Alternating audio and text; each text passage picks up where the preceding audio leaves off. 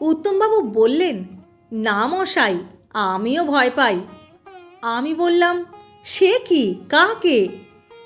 উত্তমবাবু বললেন, আমার ভাই বুড়ো, মানে আপনাদের তরুণ কুমারকে। আমি বললাম, সে কি, ছবি বিশ্বাসকে সমীহ করেন না? উত্তমবাবু বললেন, নিশ্চয়ই করি।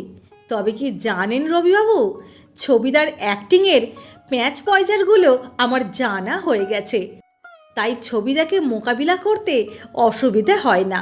কিন্তু বুড়ো যে কখন কোন দিক থেকে প্যাঁচ মেরে আমাকে ফ্ল্যাট করে দেবে, সেই ভয়ে সর্বক্ষণ তটস্থ থাকতে হয়।